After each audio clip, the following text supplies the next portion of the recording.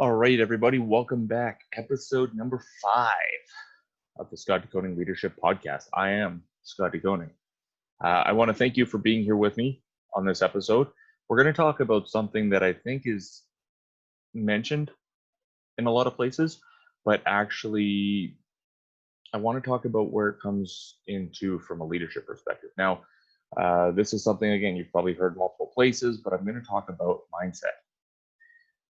The reason I want to talk about mindset is because I've actually had to change mine dramatically to get to where I am. Now, I'm not saying I'm where I want to be, and I don't think I ever will be because I'm just going to try and keep growing and growing.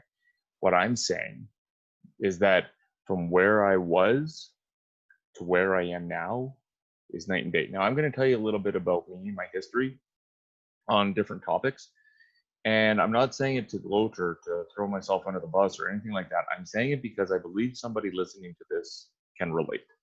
You've been in somewhat the same position as I was before I actually started taking the steps to move forward. So we're going to talk about mindset. And when we talk about mindset, specifically around learning new things, right? I thought my way was the best way, and that was based off things I was taught, whether it be in school or certain life lessons, whatever the case may be. I was very much set that what I knew was the right answer. And the more people pushed, the more I dug my heels in to push back. So, what I really had to do, and I've been working on a lot in the last, I would say, 4 or 5 years, especially, is really focusing on keeping an open mind, understanding that what I know may not be the best way to do things. What I've been taught growing up in school, lessons as a kid, whatever the case may be, everything I know, I believe because somebody has told me what they believe the right answer is. Now, some are absolutely correct. Don't get me wrong. You don't put your finger in a light socket. I think we're all good there, right? You're going to get a pretty good zap. Some people have died from that, so don't do it. Now, those life lessons are crucial. I wouldn't at this point say, I wonder what would happen if I were to put a penny in a light socket or a fork in a light socket. In fact, right now, I'm trying to teach my daughter, with my wife, of course, not to do those things. Watch out when you go down the stairs because you could fall and get hurt. Don't ride your bike without a helmet because you could get hurt, right? And I find, especially in the first 2 years, as to what I can speak of so far, you're basically trying to teach them how not to hurt themselves. Because kids will go in and they're like, whatever, let's do this. And I believe that we were at that position as well. We were open-minded. Everything that we had was just coming in and going right into our mind and being like, okay, that's got to be right. It's because I was taught that way, right? And which is okay. It becomes a problem, though, where we believe that there's no other option. And that's why I want to talk about mindset. There's 2 types of mindsets that I want to talk about. And this is where I got this idea from the book I'm actually listening to right now called Mindset by Carol Dweck. I highly recommend downloading it or buying it if you prefer the paper copy. Again, I do audiobooks. So this is why I am currently focused on mindset. One, I've been focused on it for a while, but I'm listening to a book called Mindset. So that's why I wanted to make sure that that we talked about it. We have to understand, and this was really hard for me to hear. So if it's hard for you to hear, again, I apologize. I'm going to be a little bit blunt. What we may have been taught all the way from kids is wrong. Maybe, okay? Now, again, we can pick and choose. We want to make sure that we're choosing the right ones that are actually correct. But if we take a look at finances, for example, I thought the way I was dealing with money was the end all be all. This is the way it is because that's all I've ever done. That is all I've ever done. Then I was introduced to a number of different things. For example, I was introduced to a book that a lot of you have probably heard of, Rich Dad Poor Dad. I ended up buying this just before I got on a plane to come home to where I live. And even though it was about a 45-minute flight, it felt like 2 minutes, because as soon as I opened that book, it's like it spoke to me. It's like everything that I knew about money was wrong. Now, obviously, this podcast isn't about financial decisions, it's about leadership. But it just goes to show how I was able to shift my mind, because I'm looking at this. I'll give you one example of what it talks about that I misunderstood. The way Rich Dad Poor Dad explains an asset is it's something that's putting money into your pocket. Something that takes money into your pocket, or puts money into your pocket. A liability is something that takes money from your pocket. So anything that's taking money away is obviously a bad thing. It's a liability. The reason this becomes a big deal is because most people think that their house is their biggest asset, which is actually incorrect. Until you sell it, assuming that you sold it for more than what you paid for it, it's actually a liability. Because with all the maintenance that goes into keeping a house, a yard, and everything in between up to date, or from breaking, or after it broke, I can speak from experience, costs money. That's money coming out of my pocket. If I have to get a plumber to come in and fix one of the pipes, I have to take money out of my pocket and give it to him. According to Rich Dad Poor Dad, that's considered a liability. This is just one avenue where I had to go, hold on a sec. Hold on a sec. This is completely opposite to what I've ever been taught or understood about an asset or a liability. But now that I've actually given it some serious thought, because I read this book a few times, but the first time I read it was probably 5, 6, 7 years ago. And ever since then, it's been an eye-opener for me. And it's little things like when we were looking to buy a house, recently my wife and I were looking at it, and the person who was at the show home said this person or this house has, I can't remember the exact wording, but something like additional value. As soon as you turn the key, you've made money, which is incorrect. I haven't made money until I sold it. Everything that happens with a house when it gets older, right? Therefore, it becomes a liability. But understanding that now, when I heard that, I was like, hold on, wait. No. That's something's not right here. Something's not right. What I had before is one of the two mindsets I want to talk about, and that talks about in this mindset book by Carol Dweck. The first mindset that I had, without a shadow of a doubt, was a fixed mindset. A fixed mindset is it's my way or the highway. This is what I believe, and there's no going back. Here it is. What I ended up becoming in this avenue was a growth mindset. And a growth mindset, and of course I'm going to elaborate in different terms on this, but what a growth mindset basically understands is what I know right now is good for right now, but it's not my end goal. I know that with an open mind and some studying and some learning and whatever else, I can get to wherever I need to be. To give you another example of a fixed mindset, and this is what she really explains at the beginning of the book, Mindset. She explains the fact that when somebody is given a grade in school, which is another avenue which I believe education is important. I think the way that it's being taught now needs to be updated, because we have the same style that's been in place for the last 150 years, I think is the last number I heard. So education is important. People need to learn the basics at least. I think what ends up happening is they end up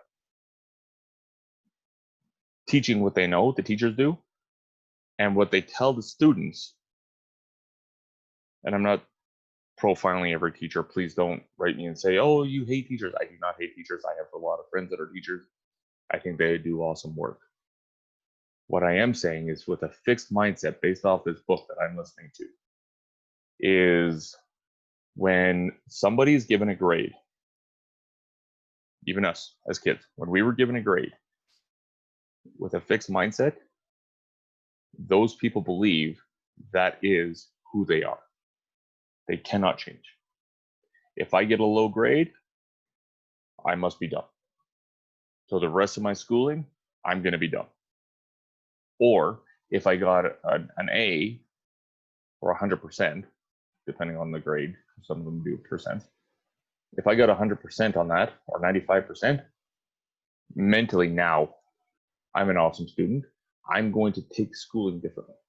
I'm going to look at it and say, okay, I can't get below an A because that's who I am. And that's the thing about a fixed mindset, from my understanding, is people who have a fixed mindset believe that there is no other option. This is who they are. There's no changing it. People with a growth mindset will take a look at a grade and they will actually look at it and say, okay, well, this is a good grade. I have to work hard to get that grade again. And here's an example. And this is one that I take right from that book, Mindset, from Carol Dweck. Please, again, feel free to download it, buy it, whatever you got to do. It goes into a lot more detail than what I'm giving you here. I'm just giving you my perspective on it. And I highly recommend getting that book. So I'll put an Amazon link in the description maybe. And hopefully that'll help you identify what book I'm talking about. What it identified was a situation where somebody goes in and they've studied really hard for a test. Once the test is over, they get their grade back and they realize that they got a C. Now they're a fixed mindset. They've only had A's or B's. And in this case, they got a C. On top of that, they go to their car. They have a parking ticket. On top of that, after having a pretty bad day, they call their friend and their friend just blows them off and says, I got to go. No questions. No, sorry, I need to do whatever. It's just, I got to go. Hangs up. How would you react to that situation? How would you take the grade, first of all, followed by the ticket, followed by the person, I'm going to say, rejecting your phone call, not wanting to talk at that time? How would you take it? Answering this could help you to identify whether or not, in this avenue anyway, you have a fixed or growth mindset. Because in the book, what she identified is most people who had a fixed mindset would take this and be like, I usually get an A or B. I got to see I'm a failure. Not I failed. Okay, watch the wording there. Not I failed. I'm a failure. And I love the way Zig Ziglar says this. Failure is an event, not a person. When you fail at something, you do not become a failure. You failed at an event or trying to do a situation. You do not become a failure. Most people, if not all people, who have succeeded to the point where they have, and I'm talking about being a leadership person, where I can help you increase your leadership skills, help your team improve their employee skills, their productivity, the way that we interact with people. I'm telling you that I can help you in those situations, and these podcasts I'm hoping are helping you to identify that.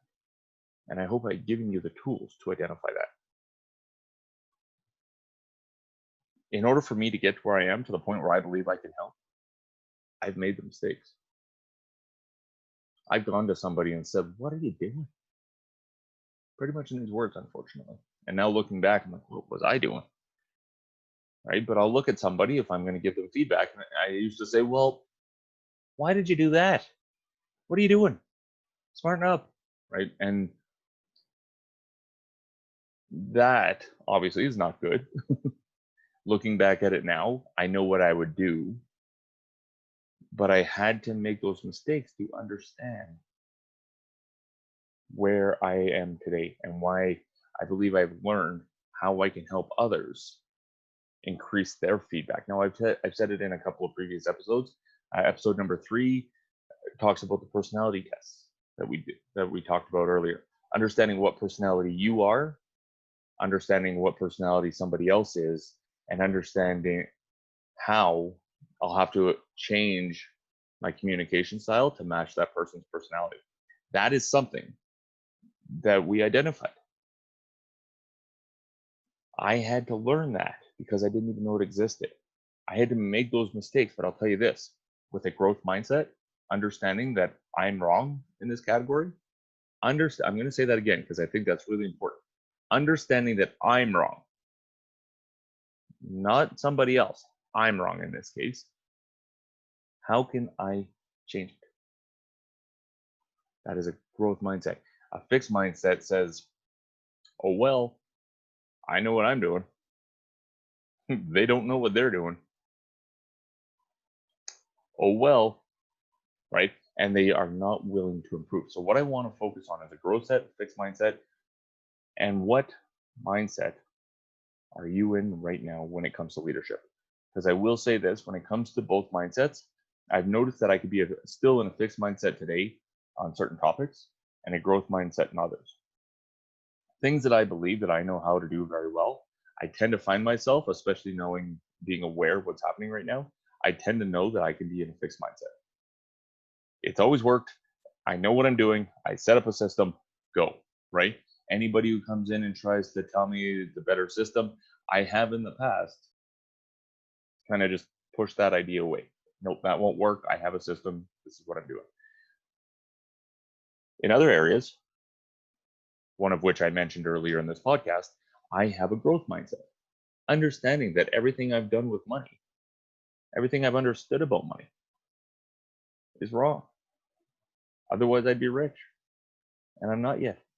So if I take the fact that I do not have the income that I want, but there's other people who have done what I want to do, and understand that my way got me to where I am, but their way got them to where they are, I'd be a fool not to at least ask them some questions. Now, it doesn't mean I'm going to dive right in and do what they do. You have to actually be able to identify that maybe I don't have a passion, because there's a lot of systems out there that will get you to where you want to be financially. I'm approached almost every day with a new system that will get me financially free. I have to understand what's my passion, because there's still work involved. And if I'm not actually going to be in a position where I can work at it the way I'm working at this, it's just not going to work. But I had to get a growth mindset to understand that. I had to make some mistakes to understand that. I've already spent some money understanding that. So I'm hoping that you learn from my mistakes. I'm hoping that you learn that to do what it is that you want to do to get to where you want to be. Now, when it comes to leadership, this is where we need to look at our system, look at our process, look at our team. In what areas? So let's take a look at our system. Who do we have in place where? Okay.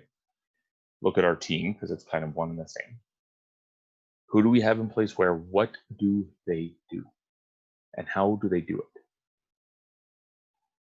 Because if they are not doing what we need them to do, we need to then focus, okay, is there something that I've said that is holding them back because I can't get out of my own way? I have this fixed mindset and I can't get out of my way to maybe bring on an idea that they've had, an idea that they have seen will work for them because they're doing the job more than we are. Yes, we're overseeing it, but they're the ones in the mix doing the job. So if I had a fixed mindset where I've looked at it and said, well, it's a good idea, but no, we're not going to do that. We're going to do what's always worked. Now, what if something that they come up with is more efficient, will save us money, especially long term? What I'd like to help companies do is understand that if I spend a little bit of money now, I will save money long term. That's really hard, I find, for a lot of leaders to understand. And if that's the first time that you've heard that concept, I want you to really focus on that. I want you to have a growth mindset right now, and I want you to really focus on that. If I have to spend a little bit of money now to save money later, is that worth it? Think long term. Don't focus so much on the short term. Yes, things need to be fixed right now. Yes, there's always something that comes up that needs our attention right now. But if I have a person coming up and they have a situation that's going to cost a little bit more money than what we're spending right now, but over time is going to, let's say we need to put up $3,000. I'm just throwing out a random number, but down the road, it's going to save us $10,000 a day. Why wouldn't I put up that $3,000 ahead of time? When we have a fixed mindset, we don't even look at stuff like that. We're like, nope, this is our system. This is the way we've done it, even though it's costing us money, costing our team time and therefore money, and just wasting a whole lot of effort. They may have an idea. Most people do. Most employees that do the job usually have a strategy in mind that will actually help them be more efficient, take less time, and therefore cost less money. But I find that so many leaders are so fixed on what they're doing that they're not willing to put up any little bit of money or any little bit of effort to try a new system in the hopes that it could be better. Now, the reason I think a lot of people do it this way, in all fairness, is because there's a lot of coulds. I just said in that sentence. There are not any guarantees. The challenge with that is that people want to make decisions based on guarantees. What I will say is this, that's a really justified thought in the sense that you want to make sure that you're going to get the outcome that they get. But I will say this, if you're willing to take that risk on that person, there's a couple of benefits that are going to come out of it. Yes, the system may not work the way that they intended. But not only will they keep coming to you with ideas, and one will work, but they probably learned something new in the process that is going to help them move forward. So the process may not want to stay. That's up to you. I don't know what it looks like. I'm just giving an example. The process we may have to get rid of if it's not working. That's fine. What did that person learn? What did we learn as leaders? And what are we going to see moving forward? Again, it may not even be a money term long term. It may be a development term long term. But at least by listening, seeing if we can implement it, and then actually moving forward with it has a lot of benefits. Yes, it may not work. I'm going to say this again because I think that's in the back of some people's minds. Yeah, but what if it doesn't work? What if it does? Will it put you out of business? Will it cost a little bit of money? Will you have to file bankruptcy? If the answer is yes to two of those questions, not will it cost a little bit of money, but if the answer is yes, that it will put you out of business or it'll put you in bankruptcy, then I think you're justified in maybe not doing it. Maybe not though. Maybe the idea will get you out of bankruptcy. Will keep you in business. I don't know. This is why we have to keep a growth mindset, an open mindset, to basically look at it and say, okay, well, let's do the math behind it. What are the long-term benefits? And then what are the short-term benefits? If I put up $3,000 right now, is that going to make me or save me $10,000 later? So when we have a fixed mindset as leaders, I find that we stick to a process, even though it's old. It's inefficient. It frustrates our team. Therefore, we get frustrated because they're not being as efficient as they could be, when again, it's on us. If I have a growth mindset, I can go to the team and say, look, I understand that a lot of our processes are a little bit old. I would like to, as a group, come together and identify where we can modify certain areas to make things better, to make it more efficient. That's a growth mindset. And here's the harsh reality. And again, this may be hard to hear, especially if you have a fixed mindset, but I want you to switch that to a growth mindset for a second. This may be hard to hear, that some of the problems, I'm not going to say all of them, some of them may be us. I'm going to let that marinate for a second. I strongly recommend, and I would say the same thing if I was in the room with you right now, I strongly recommend that when if you have these sessions, If you're looking at me and going, or listening to me on the podcast, and you're like, man, that's a really good idea. I think I'm going to bring that to my team. I want you to go into this meeting, into these sessions, with the understanding and the humility. Okay, I'm gonna pause there and say humility. That anything that is said does not reflect on somebody's job. Does not affect anybody's job. Some of the most successful meetings I've ever been a part of, and I'll admit I wasn't the leader in these meetings. I was just part of it. But some of the most successful meetings where we've made the most progress is where the leader at the time looked to us as a group and said that this is an open forum. Anything that is said here will have no bearing on your job. Good or bad. I mean, if it's good, we'll give you the recognition. If it's bad, that's it. You won't lose your job. You won't be reprimanded. We need to know the truth. Now, if you have a fixed mindset, that's hard to hear. Because there's some people that you know are slacking. In your mind, they're slacking. Their numbers show that they may be slacking. Are they slacking, or is our process inefficient? And that may be something that we have to identify.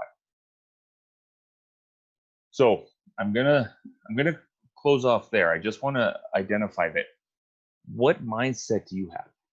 Is it a fixed mindset? Is that a growth mindset?